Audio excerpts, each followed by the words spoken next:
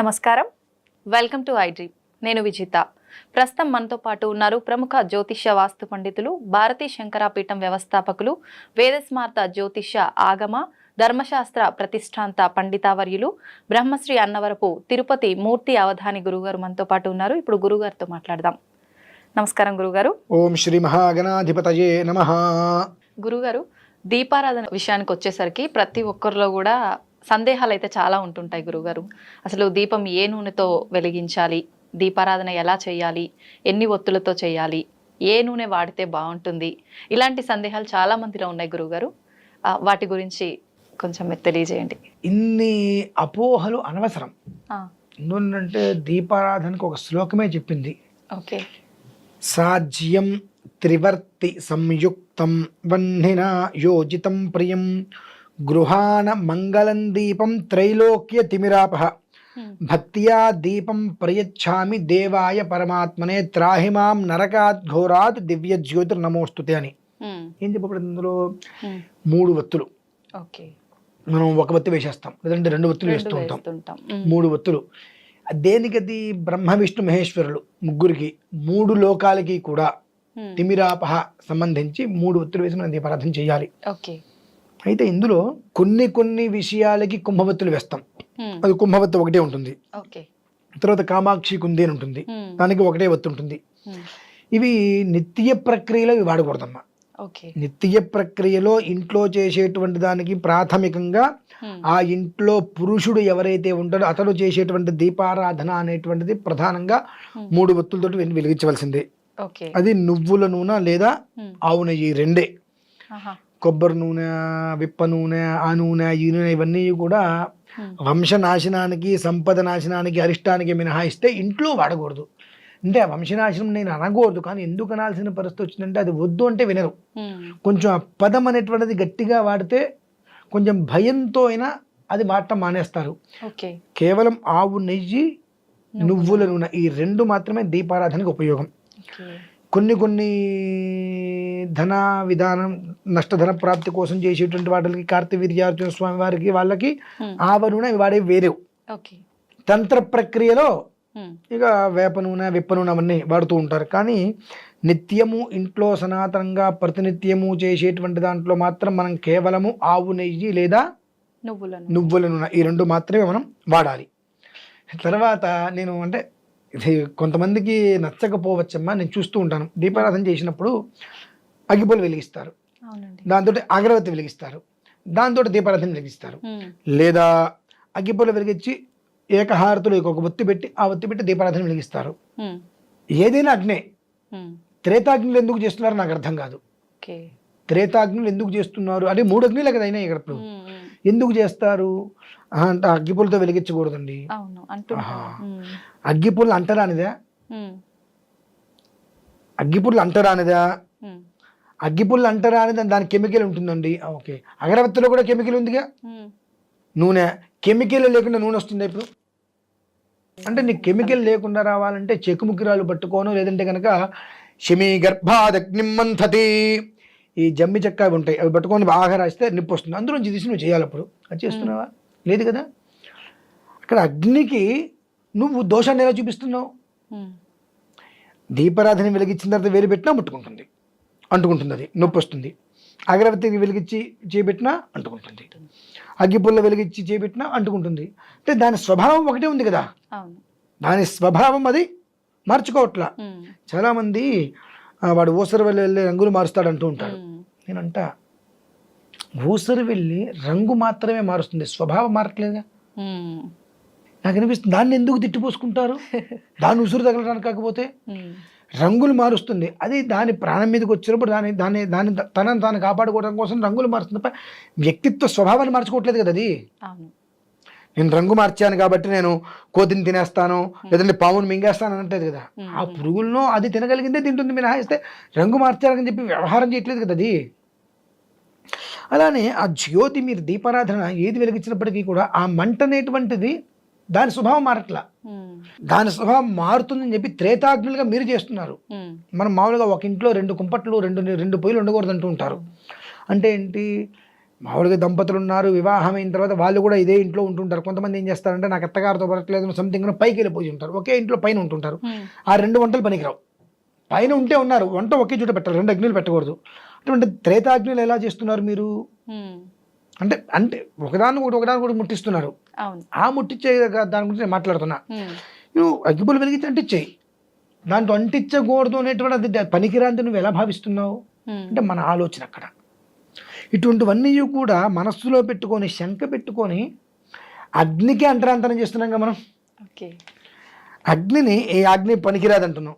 ఆహా, ఆ అగ్ని పనికిరాదు, ఈ అగ్నితో ఈ అగ్ని అంటించావు, అక్కడ కూడా దాని వల్లే కదా.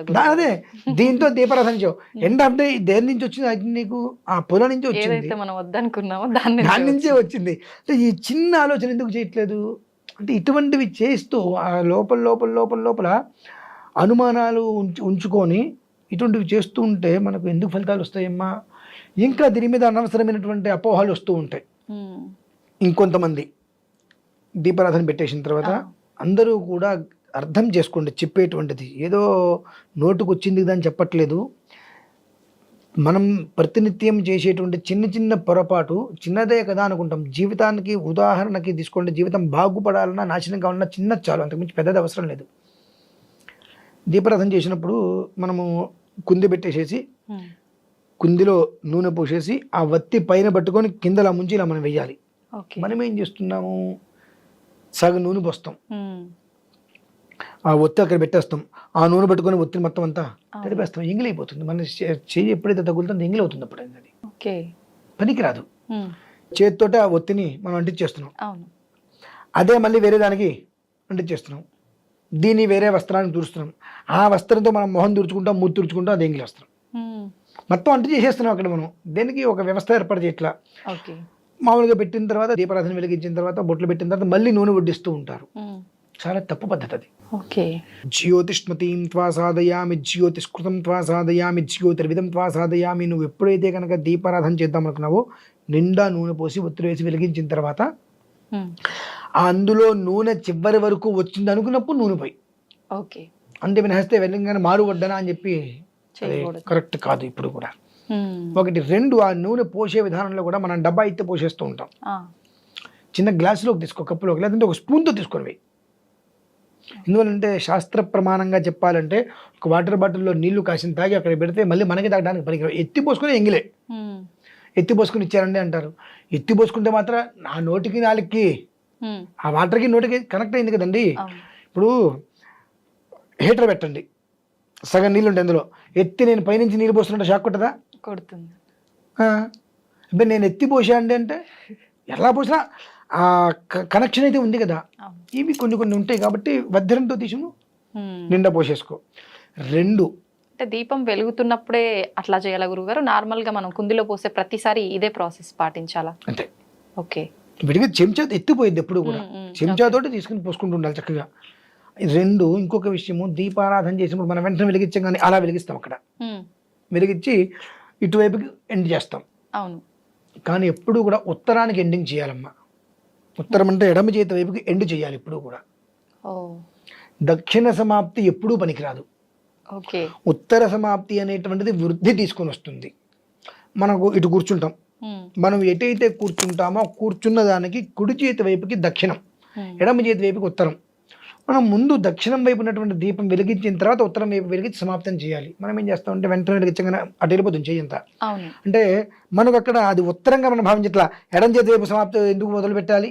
ఎడం చేతి వైపు ఉంది కదా, ముందు ఇక్కడ మొదలు పెడితే ఎడం చేతి వైపు మన సమాప్తం అది పనికిరాదు, కుడి చేతి వైపు సమాప్తం చేయాలన్నట్టుగా భావిస్తూ ఉంటాం.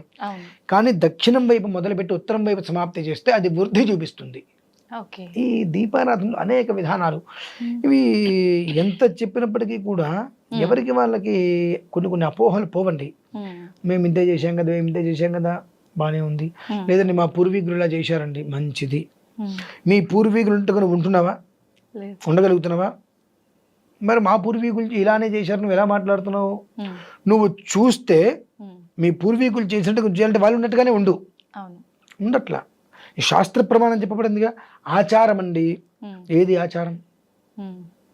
ఆచరించటం ఆచారం. ఆచరించటం అంటే ఏంటి? మనం అవన్నీ పాటించాలి. మనకేమీ తెలియదు. ఏదో అనుకోకుండా ఒకరోజు ఏదో పూజ చేసాం, ఆ పూజ చేసిన తర్వాత ఇంకోటి మనకది బాగుంది కాబట్టి ఆ పూజను ఆచారంగా తీసుకెళ్ళాం మనం. ఓకే. ఇదే ఆచారాన్ని పూర్వీకుల నుంచి చక్కగా ఒక పూరిళ్ళు వేసుకోను లేదా మండువాయిలు కట్టుకునే ఉన్నారు. కానీ ఆ ఆచారాన్ని నువ్వు నాశనం చేసి విల్లా కట్టుకున్నావుగా, అపార్ట్మెంట్లోకి వచ్చావుగా, అది నీకు ఎట్లా పనికి వచ్చింది? అంటే నాకు ఇష్టమైంది నేను చేస్తే నాకు ఆచారంతో సంబంధం లేదు, కానీ నాకు ఇష్టం లేదు నువ్వు చెప్పావు చూసావు అది చేయాలంటే మా ఆచారం ఒప్పుకోదండి అంటాం. ఇటువంటి వాటిల వలన అన్ని ఇబ్బందులే. కాబట్టి ఏంటంటే ఈ దీపం అనేటువంటిది ఆచారం కదండి, శాస్త్రం. దేనికి ఆచారానికి సంబంధం లేదు. సాజ్యం త్రివర్తి సంయుక్తం వన్నిన యోజితం ప్రియం గృహాన మంగళం దీపం త్రైలోక్య దివిరాపహ అని చెప్పి శాస్త్రమే ఏ విధానాన్ని అనుసరించి చెప్పబడిందో అది చేయడం ఆచారం. నాకు తోచింది నేను చేసుకుంటాను ఆచారం కదండి. ఈ దీపారాధనలోనే అనేక ప్రశ్నలు ఉన్నాయి. కొబ్బరి నూనెతో దీపారాధన వెలిగించామా ఆస్తి హరించుకుపోతుంది, అంటే ఎంత సంపాదించినా మిగలదు. విప్ప నూనెతో సంసారం అనేటువంటి విచ్ఛిన్నంగా ఉంటుంది. ఎప్పుడూ కూడా భూతప్రేత పిశాచ గమనాలు మనకు స్వప్నంలో వస్తూ ఉంటాయి. అవి దేనికి చేయాలి? తంత్ర పద్ధతిలో తాంత్రిక క్రియలో ఈ విప్ప నూనె వాడతాం. మనకు బాగా నష్టం కలుగుతుంది. ఆ నష్టధన్ నుంచి బయటికి రావడం కోసం చేసేటువంటి ప్రక్రియలో కార్తవీర్యార్జునుడికి ఆవ నూనె వాడతాం. అదొక్కటే ఈ దైవికంగా చేసిన దాంట్లో ప్రత్యేకంగా వాడతాం. మిగిలినది ఏదైనప్పటికీ కూడా ఆవు నెయ్యి లేదంటే నువ్వుల నూనె ఇవి మినహాయిస్తే మూడోది ఏది వాడకుండా ఉండటం, ఈ విధానాన్ని అనుసరించటం. అగ్గిపొల వెలిగిస్తాను, అగరవత్తి వెలిగిస్తాను, లేదంటే ఇంకొకటి జ్యోతి వెలిగిస్తాను, దానిలో దీపారాధన చేస్తాను, ఇవన్నీ కూడా అప్రస్తుతమైనటువంటివి. ఇకపోతే మనం దీపారాధన వెలిగించినప్పుడు అవి ఏమిటో మనమే పెట్టుకుంటాం. 3 ఒత్తులు పెడతాం. ఆ 3 ఒత్తులు మనం ఇటు పెట్టు, ఇక్కడ దేవుడు అటు ఉంటాడు, మనం ఎదురుకుండా కూర్చుంటాం, మనకు ఎదురుకుండా పెట్టుకుంటాం ఒత్తులు. లేదు నాకు అది అర్థం కాదు. ఎవరికి దీపం పెడుతున్నావు అక్కడ? భగవంతుడికి. భగవంతుడికి దీపం పెట్టాలంటే ఆ దీపం అనేటువంటి ఒత్తులు 3 భగవంతుడి వైపు ఉండాలి, ఆయన వైపు తిరిగి ఉండాలి. అది ఆయన వైపుకి తిరిగి ఉన్నప్పుడు ఆయనకి పెట్టినట్టు అది. ఇదే మనం కుందనుకుందాం, ఎదురుకుండా దేవుడు ఉన్నాడు, ఇక్కడ మనం దేవుడు గుట్లో పెట్టాలి, ఇక్కడ దీపం వెలిగిస్తున్నాం, ఇటు పెట్టేసుకుంటున్నాం. ఎవరికి పెడుతున్నాం మనం? మనకెందుకు అసలు? అటు భగవంతుడు ఉన్నప్పుడు భగవంతుడే పెట్టు. 1 2 3 3 భగవంతుడికి వచ్చి ఇటు 3 అటు పెట్టుకున్నాం. భగవంతుడికి పెట్టాలి, అది భగవంతుడికి పెట్టుకోవాలి. నీవే పెట్టుకుంటే ఎవరికి ఉపయోగం? ఎన్ని పూజలు చేస్తున్నావు? నీకెందుకు దీపం? మనకు దీపం పెడతారు, ఒక రోజు వస్తుంది, కానీ మనకు మనమే పెట్టుకోవడం అంత కర్మ ఎందుకు?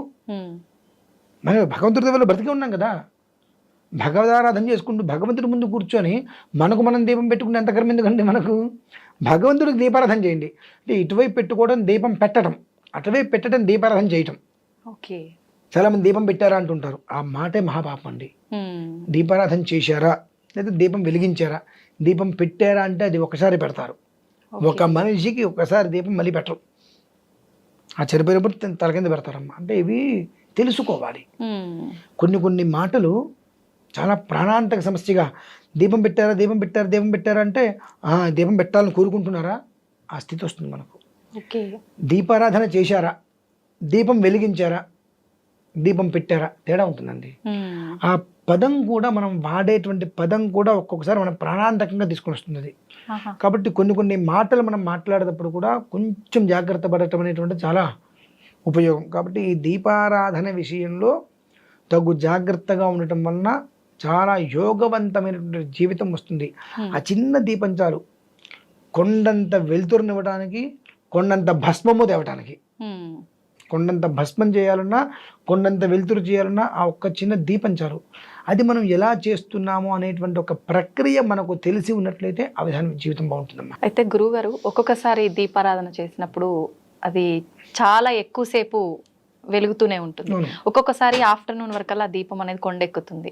అలా జరగటం వల్ల అంటే ఏదైనా దోషం? ఏం లేదమ్మా, దీపారాధన మనం చేసాం, దానికి ఏదైనా చిన్న అడ్డు పెట్టుకుంటాం, అడ్డు పెట్టలేదు, గాలి వచ్చింది, కొండెక్కేసింది, మనం ఏం చేస్తాం దానికి?